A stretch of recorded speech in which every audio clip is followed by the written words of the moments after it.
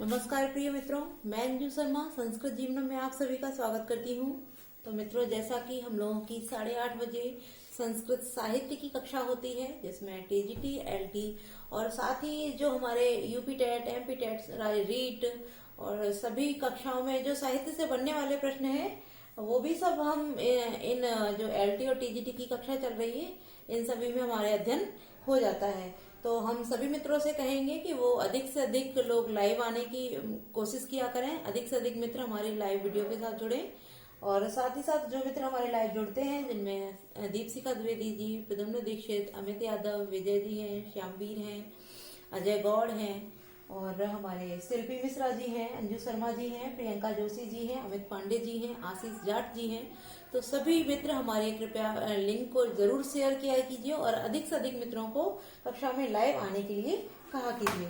तो 8 बजे की मित्रों, आप सभी लोगों ने व्याकरण की कक्षा देखी होगी। तो 8:30 पर जो 8:30 बजे हमारी साहित्य की कक्षा होती है, तो जैसा कि हमारा अभी तक किरातार्जुनीय के भूमिका भाग से कुछ महत्वपूर्ण प्रश्न चल रहे थे और भूमिका भाग को समाप्त करके हमने आप सभी से कहा था कि हम अब किरातार्जुनीय के जो प्रथम सर्ग है उसका अध्ययन आरंभ करेंगे। तो आज मित्रों, हम किरातार्जुनीय के प्रथम सर्ग के कुछ श्लोकों को लेकर ही आप सभी के समक्ष उपस्थित हुए हैं। तो आप लोग जल्दी से जल्दी लिंक को शेयर कर दीजिए अपने मित्रों के साथ और सभी लोग हमारे साथ उपस्थित होइए। तो जैसा कि मित्रों, हम सभी लोग जानते हैं कि जो किरातार्जुनीयम हमारा महाकाव्य है, वो बृहत्त्रयी का सबसे प्रथम ग्रंथ है और ये हमारा बृहत्त्रयी का एक अद्वितीय ग्रंथ माना जाता है। और इसकी रचना जो की है मित्रों, वो महाकवि भारवी जी ने की है। महाकवि भारवी द्वारा जो रचित ग्रंथ है, वो एक ही ग्रंथ हम लोगों को प्राप्त होता है। ऐसा माना जाता है कि महाकवि भारवी ने अपनी एक ही कृति लिखी है, जिसका नाम है मित्रों किरातार्जुनीयम। और इस किरातार्जुनीय महाकाव्य में कुल 18 सर्ग हैं और 18 सर्गों में से मित्रों हम लोगों को केवल प्रथम सर्ग का ही अध्ययन करना है। तो आज हम प्रथम सर्ग के ही हमारे जो श्लोक हैं, तो हम उसी के 2 श्लोकों को लेकर आप सभी के समक्ष उपस्थित हुए हैं। तो मित्रों, जैसा कि हम लोगों ने भूमिका भाग का अध्ययन कर लिया था, तो आज हम इसी क्रम में आगे बढ़ते हैं। तो इस श्लोकों को हम अध्ययन करें उससे पहले हम जान लेते हैं जो इसकी कथा है।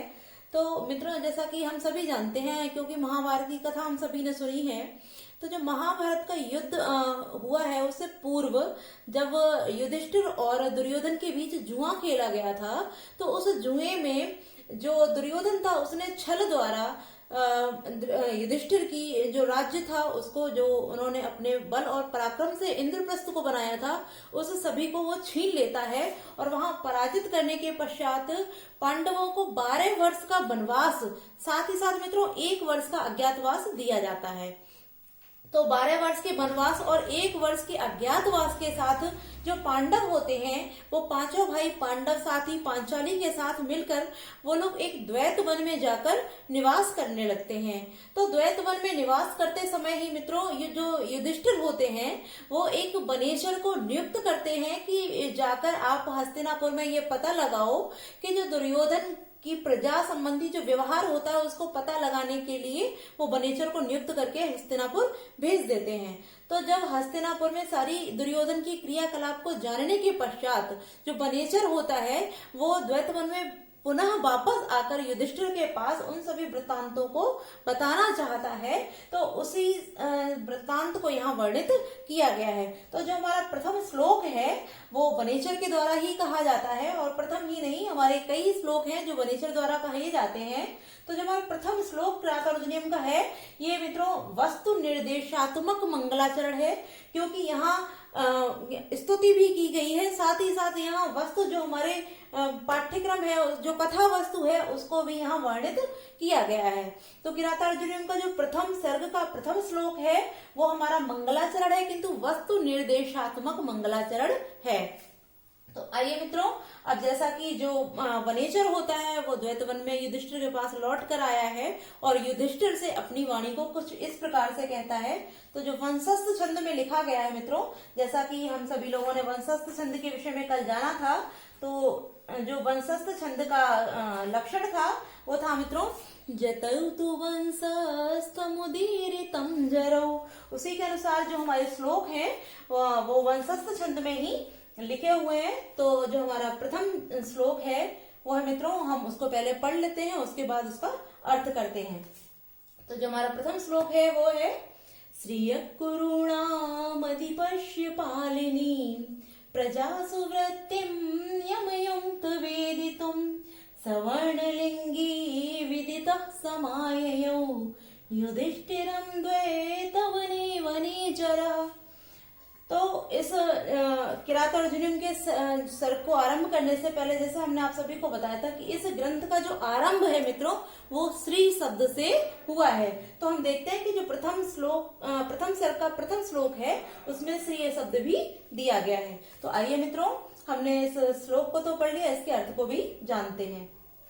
तो जैसा कि यहाँ लिखा हुआ है कुरुणाम अधिपश्य, कुरुणाम अधिपश्य, कुरु अर्थात जो कुरु जनपद है, कुरु जनपद के अधिप अर्थात स्वामी, स्वामी कौन था? कुरु जनपद का स्वामी कौन है मित्रों?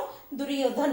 तो यहाँ दुर्योधन के विषय में वर्णन किया गया है कि कुरु जनपद के स्वामी अर्थात कुरु जनपद जो है उसका जो अधिप है अर्थात राजा है, उस राजा अर्थात दुर्योधन की श्रिय राजलक्ष्मी के द्वारा या राजलक्ष्मी के पालन करने के लिए प्रजासु प्रजाओं की वृत्ति अर्थात व्यवहार को वेदितुम जानने के लिए यम माने जिसको युक्त माने नियुक्त किया गया है। तो यहाँ क्या बोलते हैं कि कुरु जनपद के राजा की श्री राजलक्ष्मी के पालन करने के लिए प्रजासु प्रजाओं की वृत्ति अर्थात व्यवहार को वेदितुम माने जानने के लिए यम माने जिसको युक्त माने नियुक्त किया गया है। सह वर्णलिंगी, शह अर्थात वह, वर्णलिंगी वर्णलिंगी अर्थात ब्रह्मचारी, जो ब्रह्मचारी वेश वाला बनेचर बनेचर है, बनेचर अर्थात जो वन में विचरण करने वाला, तो बनेचर वन में चरने वाला अर्थात वन में भ्रमण करने वाला या वन में चरने वाला। तो वर्णलिंगी वर्णलिंगी अर्थात ब्रह्मचारी वेश वाला बनेचर युधिष्ठिरम युधिष्ठिर के द्वैत वन में विदिता विदिता अर्थात सब कुछ जान करके समाययौ लौट आया है। तो इसको हम फिर देख लेते हैं मित्रों कि जो कुरुणाम अधिपश्य कुरु जनपद के स्वामी की श्रिय राजलक्ष्मी के पालन करने के लिए प्रजासु वृत्तिम प्रजाओं के व्यवहार को वेदितुम जानने के लिए यम युक्त जिसको नियुक्त किया गया था, किसके द्वारा मित्रों? युधिष्ठिर के द्वारा जिसको नियुक्त किया गया था। सह वर्णलिंगी वह वर्णलिंगी अर्थात ब्रह्मचारी वेशधारी। ब्रह्मचारी कौन में होता है मित्रों? जो अपने गृहस्थ जीवन से पूर्व अर्थात जो विद्यादान करते समय ब्रह्मचर्य धारण करता है वही अर्थात जो ब्रह्मचर्य को धारण कर लेता है वही ब्रह्मचारी होता है। तो वह ब्रह्मचारी वेश वाला वनेचर वन में विचरण करने वाला या वन में चरने वाला जो वनेचर है वो क्या हुआ मित्रों? विदिता सब कुछ जान करके, किसको? जो प्रजाओं की वृत्ति और जो दुर्योधन के क्रियाकलाप थे उसको जानने के लिए जिसको भेजा था युधिष्ठिर ने, उस वनेचर ने क्या किया है मित्रों? सभी व्यवहार को जान लिया है और दुर्योधन की क्रियाकलापों को भी जान लिया है। उसको विदिता अर्थात जान करके युधिष्ठिर के पास द्वैत वने अर्थात द्वैत वन में समाययौ लौट आया है अर्थात द्वैत वन में युधिष्ठिर के पास वो आ गया है। तो हम इसका अर्थ जान लिया हम लोगों ने, एक एक शब्द का एक एक शब्द को अर्थ करते हुए हम लोगों ने जाना। अब इसका अर्थ हम एक बार में पढ़ लेते हैं कि कुरु जनपद के राजा जो दुर्योधन है उसकी राजलक्ष्मी को पालन करने के लिए जो प्रजाओं के व्यवहार को जानने के लिए जिस वर्णलिंगी वह वर्णलिंगी जिस ब्रह्मचारी वेशधारी बनेचर को युधिष्ठिर ने नियुक्त किया था, यम ने जिसको नियुक्त किया था वह वर्णलिंगी ब्रह्मचारी वेशधारी बनेचर सब कुछ विदिता माने सब कुछ जान करके, विदिता माने जान करके युधिष्ठिर के पास द्वैत वन में लौट समायेयु अर्थात लौट आया है। तो कुरु जनपद के स्वामी दुर्योधन की राजलक्ष्मी के पालन करने के लिए प्रजाओं की वृत्ति व्यवहार को जानने के लिए जिस को नियुक्त किया गया था वह ब्रह्मचारी वेशधारी बनेचर सब कुछ जानकर युधिष्ठिर के पास द्वैत वन में लौट आया है।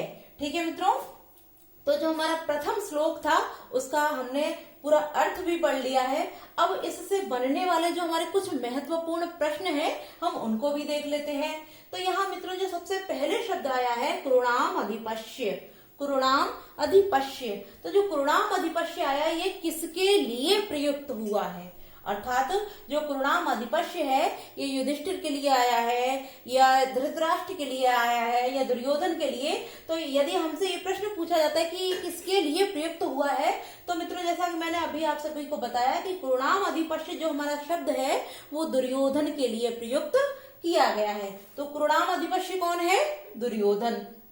अब यहाँ जो हमारा कुरुणाम अधिपश्य, साथ ही पालिनीम और जो श्रीय, ये तीनों जो हमारे शब्द हैं इनमें मित्रों षष्ठी व्यक्ति का प्रयोग किया गया है। अगला हम देखते हैं कि प्रजासु, जो प्रजासु शब्द दिया है, प्रजासु प्रजाओं में, प्रत्यय प्रजाओं के व्यवहार को, तो प्रजाओं में सप्तमी विभक्ति बहुवचन का प्रयोग है। वृत्तिन जो शब्द है हमारा, यहाँ कितिन प्रत्यय का प्रयोग किया गया है। वेदितुम, यहाँ तुमन प्रत्यय प्रयुक्त है मित्रों। विदिता, यहाँ कित प्रत्यय प्रयुक्त है। और जो हमारे शब्द हैं द्वैत बने, यहाँ मित्रों सप्तमी विभक्ति का जो द्वैत बने हैं वो सप्तमी विभक्ति एक वचन में है। आगे हम देखते हैं युधिष्ठिरम और वनेचरः, ये हमारे जो दो शब्द हैं मित्रों इनमें हमारा अलुक तत्पुरुष समास का प्रयोग किया गया है। साथ ही साथ मित्रों हमें कहीं कहीं इनमें सप्तमी तत्पुरुष समास भी बताया जाता है कि जो युधिष्ठिरम और वनेचर है इसमें सप्तमी तत्पुरुष समास है, किंतु यदि सही से इनको देखा जाए मित्रों सामासिक दृष्टि से तो इनमें अलुक तत्पुरुष समास का विधान किया गया है। क्योंकि अलुक तत्पुरुष समास वो होता है जिनमें विभक्तियों जो विभक्ति चिन्ह होते हैं वो हमारे छिपे नहीं होते हैं, वही अलुक तत्पुरुष समास होता है। तो यहाँ युधिष्ठिरम और वनेचर, युधिषु स्थिर अर्थात युद्ध में जो स्थिर है वही युधिष्ठिर है। वनेचर वन में जो विचरण करने वाला है या चरने वाला है वह वनेचर है। तो यहाँ जो हमारे विभक्ति चिन्ह है उनका लोप नहीं किया गया है, इसी कारण मित्रों युधिष्ठिरम और वनेचर में अलुक तत्पुरुष समास का प्रयोग किया गया है। ठीक है मित्रों, तो हम लोगों ने प्रथम श्लोक का अर्थ साथ ही साथ इसको पढ़ भी लिया है, इसका वाचन भी कर लिया है और इसके जो अर्थ हैं उसको भी जान लिया है, एक एक शब्द करके भी जान लिया और संपूर्ण अर्थ भी जान लिया है। तो हम अगले श्लोक की तरफ बढ़ते हैं। तो जो हमारा द्वितीय श्लोक है हम पहले इसका वाचन करते हैं और उसके बाद इसके अर्थ को भी जानते हैं। तो इसका वाचन करते हैं मित्रों, आप सभी लोग कृपया मेरे साथ दोहराएं। तो आइए बोलते हैं हम इसको।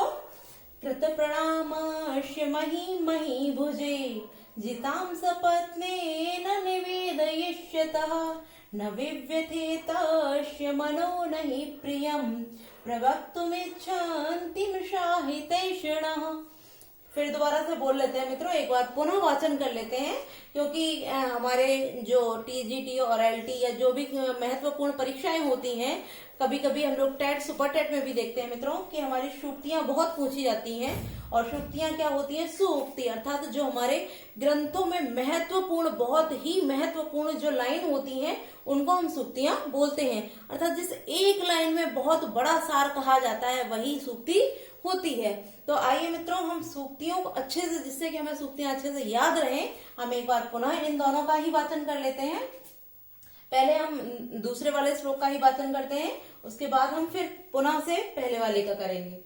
तो कृत प्रणामश्य मही मही भुजे जितां सपत्नेन निवेदयिष्यतः न विव्यथेतस्य मनो नहि प्रियं प्रवक्तुमिच्छन्ति शाहितैषणः। तो आइए मित्रों हम इसके अर्थ को भी जानते हैं। तो इसमें क्या बोला गया है, जो हमारा पहली लाइन है कृत प्रणामश्य, यानी कि प्रणाम को कर चुकने वाले का। ठीक है, कृत प्रणामश्य, कृत अर्थात कर चुका है, प्रणामश्य प्रणाम को, प्रणाम जो कर चुका है उसका, वह बोलता है सपत्नेन, सपत्नेन अर्थात शत्रु के द्वारा। अब यहाँ शत्रु किसको बताया है मित्रों, यहाँ जो शत्रु है तो यहाँ युधिष्ठिर से जो वर्णन किया जा रहा है, युधिष्ठिर से अपनी बात को रख रहा है वनेचर, तो यहाँ युधिष्ठिर का जो शत्रु है वो कौन है मित्रों, दुर्योधन है। तो यहाँ जो सपत्नेन शब्द प्रयुक्त हुआ है वो दुर्योधन के लिए प्रयुक्त हुआ है। तो जो शत्रु है वो कौन है, दुर्योधन है। तो यहाँ क्या बोल रहे हैं, प्रणामस्य कृता, यानी प्रणाम कर चुकने के पश्चात जो प्रणाम करने वाला है वह सपत्नेन, यानी कि शत्रु के द्वारा, सपत्नेन शत्रु के द्वारा, जिताम माने जीती हुई, जिताम अर्थात जिसको जीता जा चुका है, ऐसी महीम, महीम अर्थात पृथ्वी के विषय में, मही भुजे। अब यहाँ जो मही भुजे है मित्रों, वो चतुर्थी विभक्ति एक वचन में प्रयुक्त किया गया है, तो मही भुजे। अब यहाँ मही भुजे किसको बोला गया है, जो युधिष्ठिर है उनके लिए यहाँ संबोधित किया गया है मही भुजे अर्थात महाराज। तो प्रणाम कर चुकने वाले का सपत्नी दुर्योधन के द्वारा, जिताम माने जीती हुई, महीम पृथ्वी के विषय में, मही भुजे युधिष्ठिर से निवेदयिष्यता, निवेदन किया जा रहा है या निवेदन करते हुए, निवेदन करते हुए कह रहा है।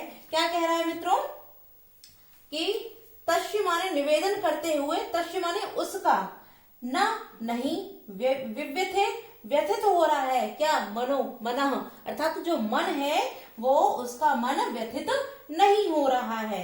अब इसको हम पुनः देखते हैं कि कृत प्रणामस्य, प्रणाम को कर चुकने वाले का, यानी जो वनेचर है उसने सबसे पहले आकर जो युधिष्ठिर थे उनको प्रणाम इत्यादि सत्क्रिया की है, और उनकी सत्क्रिया करने के बाद, प्रणाम करने के बाद अपनी वाणी को कहने के लिए जो आरंभ किया है, उससे पूर्व वो कहता है कि सपत्नेन शत्रु के द्वारा अर्थात दुर्योधन के द्वारा, जिताम माने जीती हुई, महीम पृथ्वी के विषय में, मही भुजे युधिष्ठिर, मही भुजे अर्थात महाराज युधिष्ठिर से निवेदिष्यतः निवेदन करते हुए, तस्य माने उसका, उसका किसका, वनेचर का, मनो मन अर्थात मन जो है वो न विव्यथे, व्यथित नहीं हो रहा, विव्यथे अर्थात व्यथित और न माने नहीं, तो जो उसका मन है वो मित्रों व्यथित नहीं हो रहा है। अब वो क्यों नहीं हो रहा है, क्योंकि वो आगे बोलता है कि ही अर्थात क्योंकि जो हमारा ही है वो अव्यय पद है यहाँ पर, ही अर्थात क्योंकि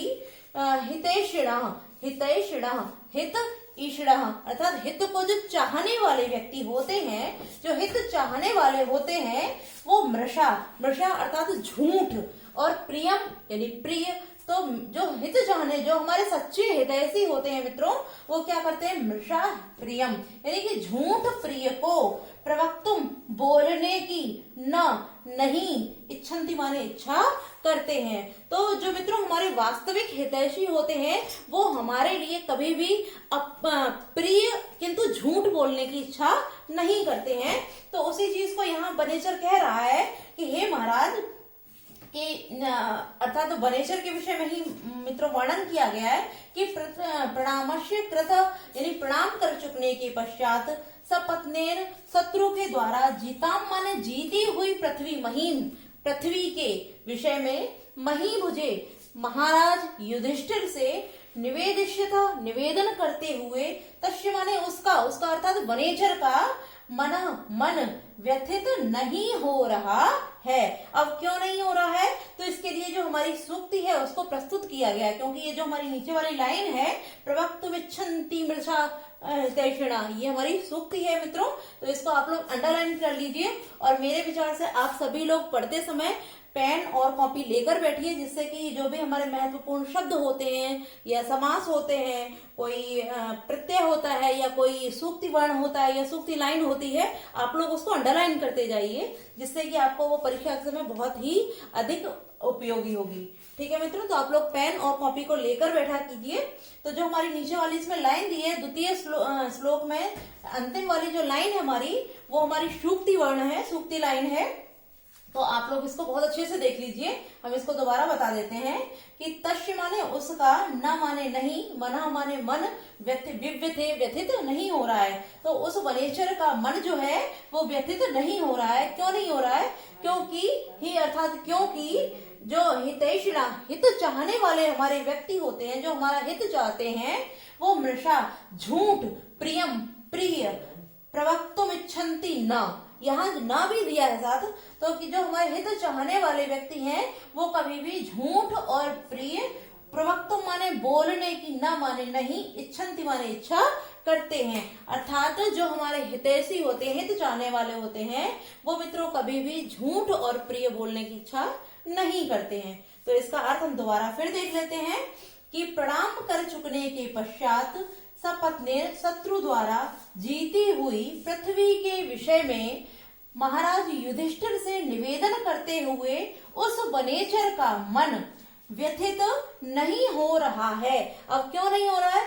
क्योंकि हितैषिणा, हित चाहने वाले मृषा झूठ और प्रिय बोलने की इच्छा, इच्छन्ति माने इच्छा, न माने नहीं करते हैं। तो जो हमारे सच्चे हितैषी होते हैं मित्रों, वो कभी भी झूठ बोलने की, और झूठ कैसा, जो हमारे हमको तो अच्छा लगे किंतु हमारे हित में ना हो, ऐसे कभी भी झूठ बोलने की वो लोग इच्छा नहीं करते हैं। तो जो द्वितीय श्लोक है, द्वितीय श्लोक की चौथा जो चरण है, जो चौथी लाइन है, ये सूक्ति वर्ण है। इसको आप लोग अंडरलाइन करके कॉपी में लिख लीजिएगा।